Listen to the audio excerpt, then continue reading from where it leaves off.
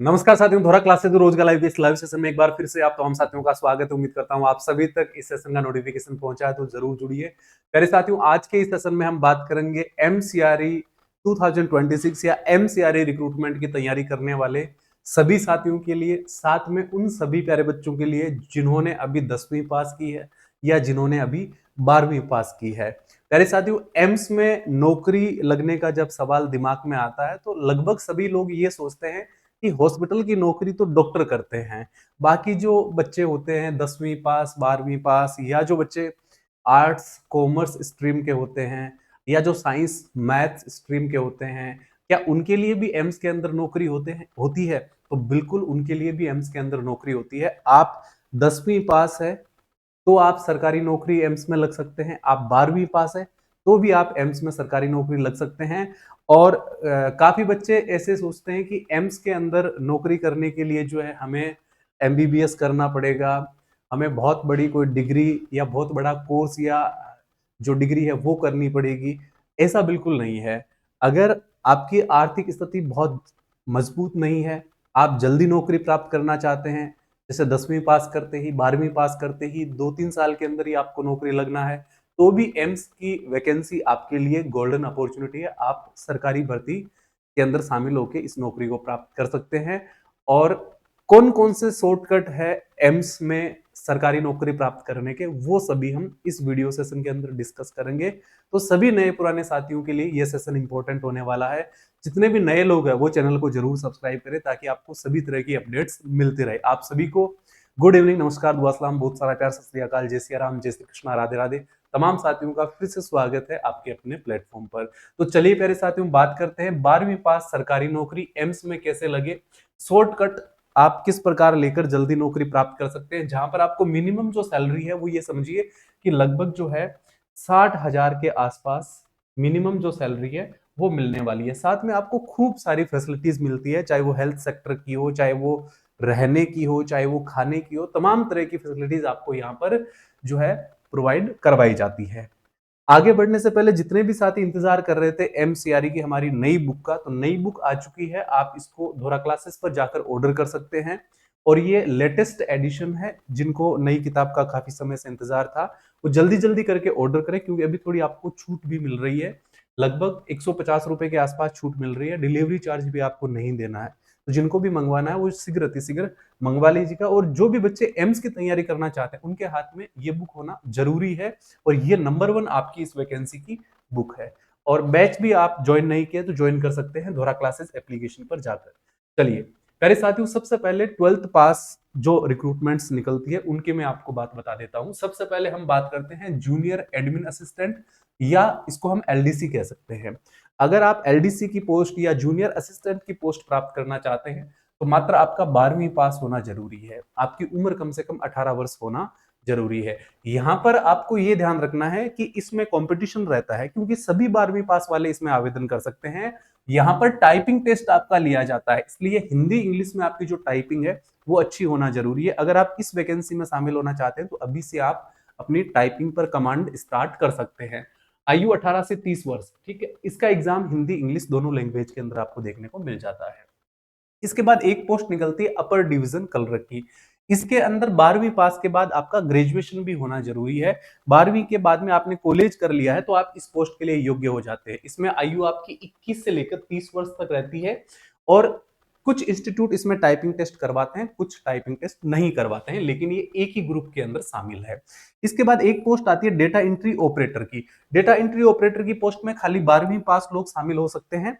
और इसके अंदर जो है 8000 की डिप्रेशन आपकी जो टाइपिंग है वो इसमें रखी जाती है। 18 से 27 वर्ष, 18 से 30 वर्ष, दो इसमें आयु सीमा के स्लॉट आपको देखने को मिलते हैं। कुछ इंस्टीट्यूट में आयु सीमा 18 से 30 वर्ष भी दी रहती है, ठीक है।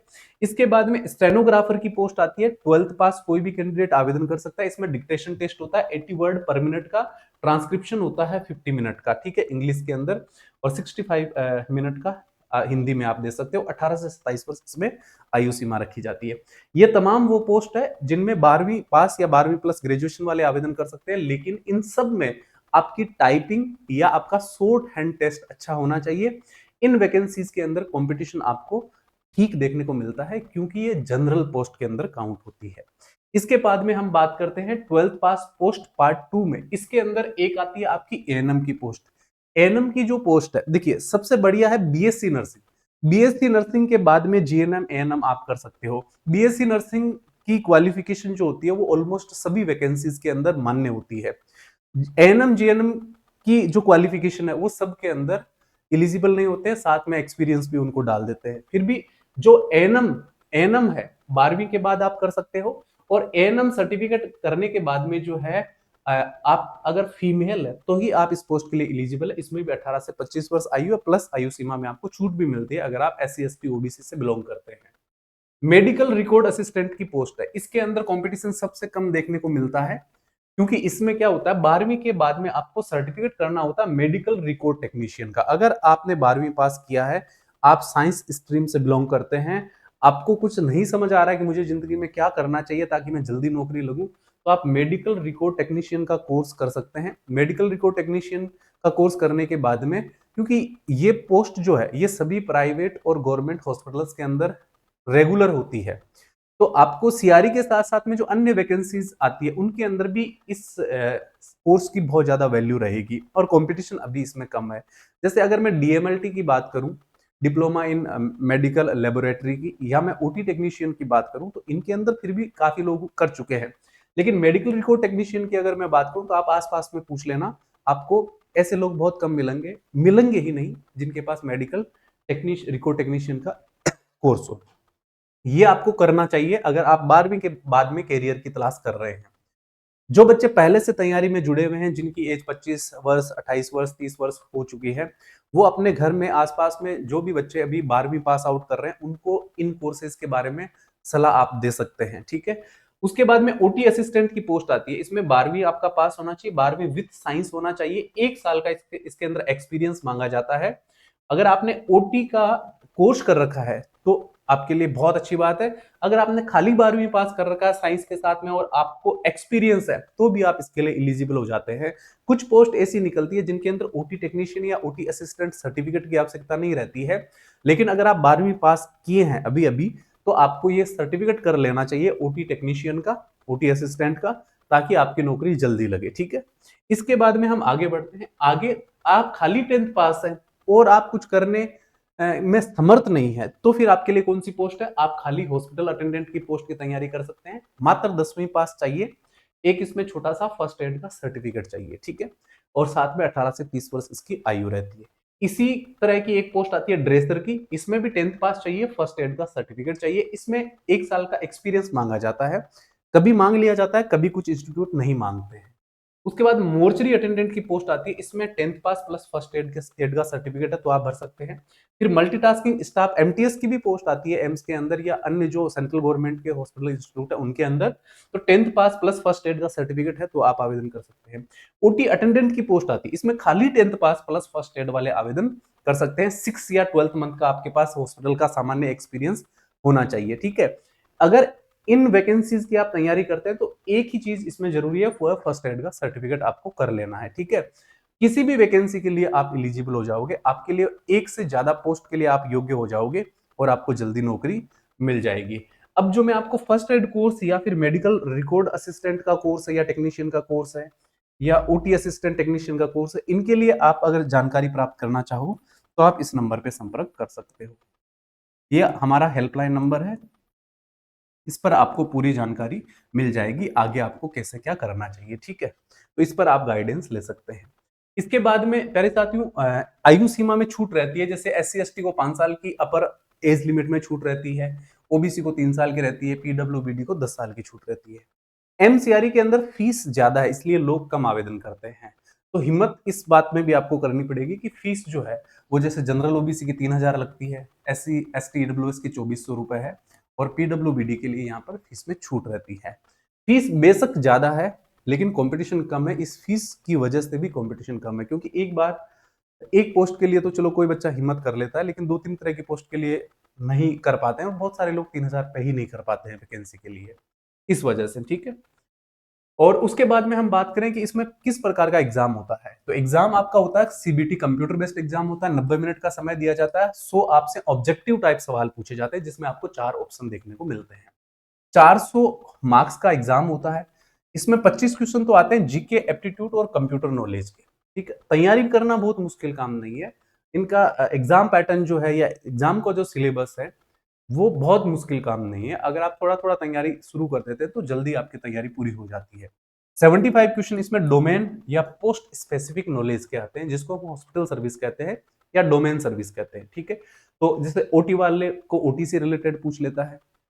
अगर मेडिकल रिकॉर्ड असिस्टेंट की मैं बात करूं तो मेडिकल रिकॉर्ड से रिलेटेड 75 सवाल पूछता है। बाकी लगभग सभी पोस्ट में हॉस्पिटल सर्विस जो मैंने बुक आपको बताई है उसमें से सवाल आपसे पूछे जाते हैं 75। ठीक है, एग्जाम हिंदी इंग्लिश दोनों भाषा में होता है। 10वीं पास पोस्ट, 12वीं पास पोस्ट, हिंदी इंग्लिश दोनों भाषा में आप परीक्षा दे सकते हो। तो बहुत सारे बच्चों को ये डर रहता है कि क्या पता एम्स का है तो खाली इंग्लिश में होगा। पहले इंग्लिश में हुआ था लेकिन बाद में हिंदी इंग्लिश दोनों में ये करवाने लग गए हैं, तो हिंदी इंग्लिश दोनों में आपका एग्जाम होगा। नेगेटिव मार्किंग इसमें 1/4 की प्यारे साथियों रखी जाती है। ठीक है, और इसके बाद में कंप्यूटर बेस्ड टेस्ट आपका हो गया। उसके बाद में स्किल टेस्ट। स्किल टेस्ट खाली मैंने आपको बताया एलडीसी में होता है, यूडीसी में और स्टेनोग्राफर और डेटा एंट्री ऑपरेटर के अंदर। बाकी पोस्ट के अंदर खाली एक परीक्षा ही आपको पास करना है, उसके अलावा कुछ भी नहीं करना। ठीक है, उसके बाद सीधा डीवी और जल्दी आपका सिलेक्शन हो जाता है। लगभग ये वैकेंसी 4 से 6 महीने में अभी तक कंप्लीट हो रही है और प्रत्येक वर्ष 2 वैकेंसी इनके द्वारा निकाली जा रही है। तो ऐसे में आपके पास एक साल में 2 मौके बन जाते हैं किसी भर्ती में सिलेक्शन लेने के लिए। तो ये बहुत अच्छी बात है। ये भर्ती 2 बार करवाई जा रही है। सरकारी भर्ती है, स्थायी भर्ती है। और वेतन मैंने आपको बताया कि जैसे ही 8वां वेतन लागू होगा कम से कम आपकी सैलरी जो है 60,000 के आसपास बनेगी और ज्वाइनिंग सबसे जल्दी मिलती है। ठीक है, एलडीसी स्टेनो में टाइपिंग टेस्ट क्वालिफाई करना है और एम्स में नौकरी पाने का ये बहुत अच्छा मौका है। आप एमसीआरई के माध्यम से एम्स में नौकरी प्राप्त कर सकते हैं। जो भी साथी तैयारी अभी से शुरू करना चाहते हैं, 12वीं पास है, आयु सीमा 18 हो चुकी है, किसी भी पोस्ट जो भी आपको पसंद आए आप इस कोर्स को ज्वाइन करके तैयारी कर सकते हो। और ये बुक आप अगर ले लेते हो और अभी से आप पढ़ना शुरू कर देते हो तो आपकी बहुत जल्दी तैयारी कंप्लीट हो जाएगी। और ये कोर्स और ये बुक आपको दोहरा classes application Google play store है वहां से आपको मिल जाएंगे। और जैसा कि मैंने आपको सहायता के लिए नंबर बताए हैं, आप इस नंबर पे सहायता प्राप्त कर सकते हैं। ठीक है, ये हेल्पलाइन आपको नंबर दिए गए हैं, इस पर आप व्हाट्सएप भी कर सकते हैं और ऑफिस टाइम में आप फोन भी कर सकते हैं। तो ये तमाम तरह की वैकेंसी जो है ये एमसीआरई के अंदर 10वीं और 12वीं पास वालों के लिए है। लगातार काफी कमेंट्स आते हैं, बहुत सारे बच्चे पूछते हैं कि सर मैं एमसीआरई में कौन सी पोस्ट की तैयारी करूं, मैं 12वीं पास हूं, मैंने कॉलेज किया है, मेरे साइंस मैथ है, मेरे आर्ट्स है, मेरे कॉमर्स है, मुझे कौन सी पोस्ट की तैयारी करनी है। तो ये इसलिए मैंने सेशन बनाया है आपके लिए, ताकि आपको पता रहे कि आप कौन कौन सी पोस्ट के लिए योग्य हैं और कैसे आप एम्स जैसे इंस्टीट्यूट को ज्वाइन कर सकते हैं। आप सभी प्यारे साथियों को इस सेशन में शामिल होने के लिए थैंक यू, धन्यवाद। कोई भी आपका कमेंट है आप लिख दीजिएगा, कोई भी सवाल है आप पूछना चाहते हैं आप कमेंट कर दीजिएगा, मैं रिप्लाई करने की पूरी कोशिश करूंगा। चैनल को जरूर सब्सक्राइब कर लेना ताकि आपके पास अपडेट आती रहे। आप सभी को गुड नाइट, शुभ रात्रि, सबा खैर, जय हिंद, जय भारत।